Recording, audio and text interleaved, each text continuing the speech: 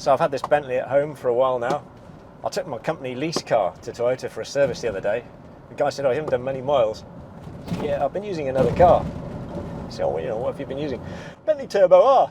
What's it been like to live with? Well, easier than I thought, I have to say. I mean, the bulk of it is what makes it tricky to live with on a daily basis. It's the length, really. It's not as wide as it looks, but it's quite a long car. It sort of overhangs the driveway at home, and I can fit an XJ Jaguar on the driveway pretty happily, but the Bentley struggles. It's always in the way. It's always slightly too close to another car, so I've been parking it in the road and have had a few comments from neighbours. But luckily, most of my neighbours like old cars, it seems, and they're more along the lines of, "Hey, can I have a go?" rather than, "Can you move that massive old thing?" When we first got it, it was a little bit disappointing to drive, I have to say, but then we bought a Bentley sight unseen over the internet during a lockdown.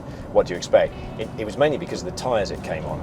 It was on Pirelli Scorpion 4x4 tyres that really belonged on a Shogun. There's only one tyre you can use for these cars. There isn't even a budget alternative at the moment, and that's the Avon CR27. Basically, there's no other vehicle on the planet that weighs 2.5 tonnes and will do 140 miles an hour and wears a 15-inch rim.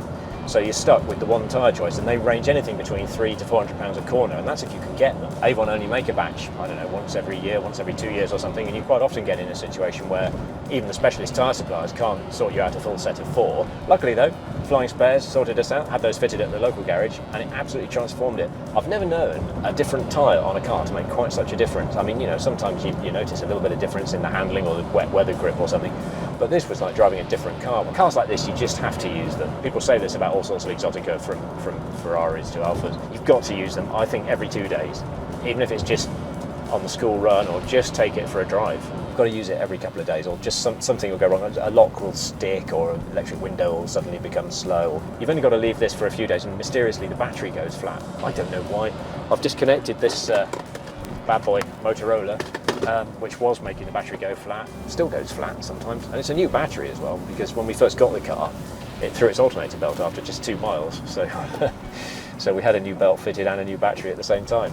I have to say, the biggest surprise with this Turbo R was that I was expecting it to be absolutely savage on fuel. Actually, it's not. If you're driving 50, 60, 70 on an A road, absolutely fine. In urban traffic, especially if you say you're crossing, I had to go across South London the other day. Blimey, it took like half a tank to go 10 miles or something. That's when you really notice gut feeling says it's 20-ish, 18 to 22, something like that. I'm under tractor now.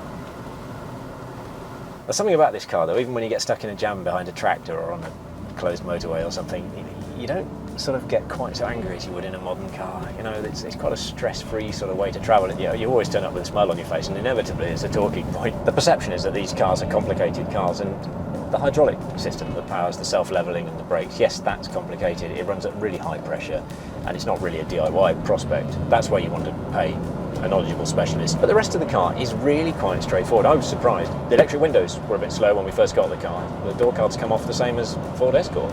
There's a couple of bolts under here, and then it's just clips around the edges, and you get your trim tool and you pop it off. Before you know it, you've got the door trim off, and you can fix the speaker and you can oil up the electric windows. They work by a chain.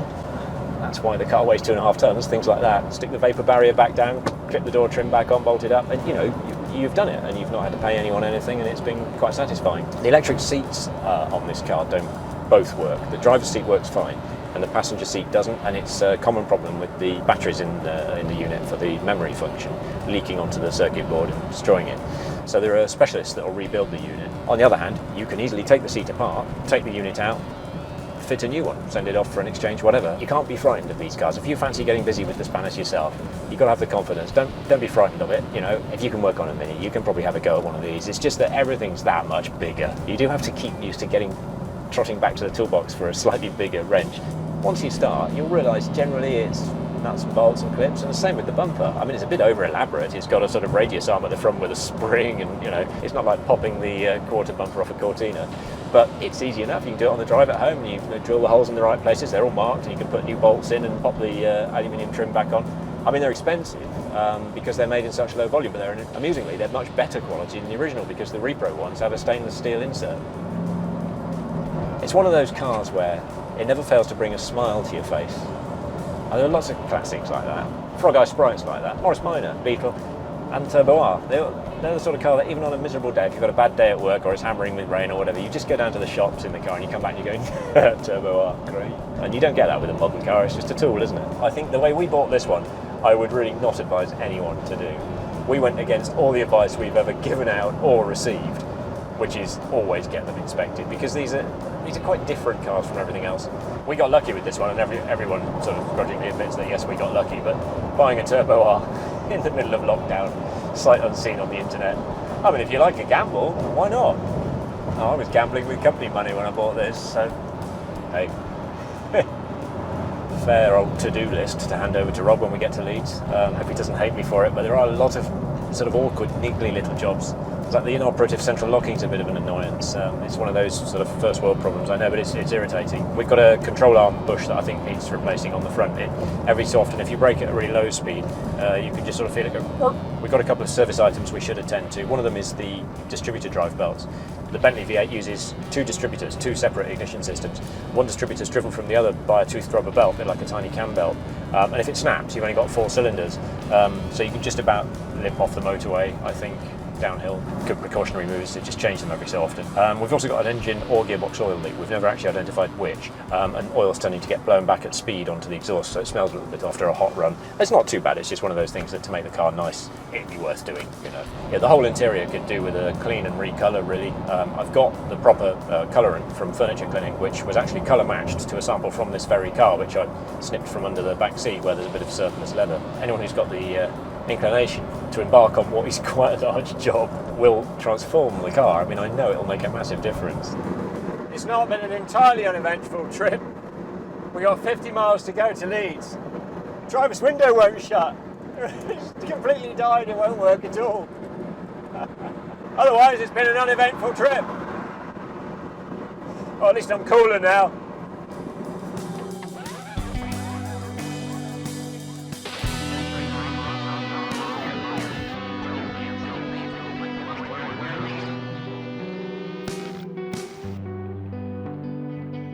Well, the Bentley's made it to Leeds. Driver's window stopped working somewhere near Sheffield, so it was a bit breezy. First job for you, Rob. Second job, before we get started. When did the window stop working? Was it last week? No, it's today. You're going to need this for the rear left here. Frisbee? No. I took it off before it fell off, let's just say that. It's the wrong cap for the wheels. Someone's bodged it, not me. So just add it to the to-do list. There you go. This to-do list. Yeah, thanks. Yeah, just what I always wanted. So what else have we got on the car then to do? The rear windows don't work properly. The rear right whirs and doesn't do anything, and the rear left is totally dead electrically. So that's not great. The aircon doesn't blow cold, but it has been changed to modern gas, and it's got a relatively new-looking compressor. So maybe it's never just a regas, is it? Maybe it's just a regas. You give me a car in the height of summer where the windows don't wind down and the aircon doesn't work. Yeah, you got one working window and no aircon. That is fair to say, and it's what, 25 degrees right now here in Leeds. Yeah, never mind. Driver's seat works fine, the electric seat. The passenger seat doesn't work at all. It doesn't move at all, and we think it's most likely the batteries in the memory module have corroded onto the circuit board. And the driver's instrument panel is not great. It's the gear selector and the trip reading, mileage reading, are just gone. On the plus side, Rob, you've got 1,200 quid's worth of tyres, proper tyres as well, not budget banger tyres, not 4x4 tyres. For tyres then. And you've also got working ABS. So, you know, swings and roundabouts, eh? So it can stop, it can go around the corners, it can cook me alive, I can cook me dinner in it. But apart from that, yeah. It's safe and it's legal. So, there you go, have fun. So, yeah, but what do you, when?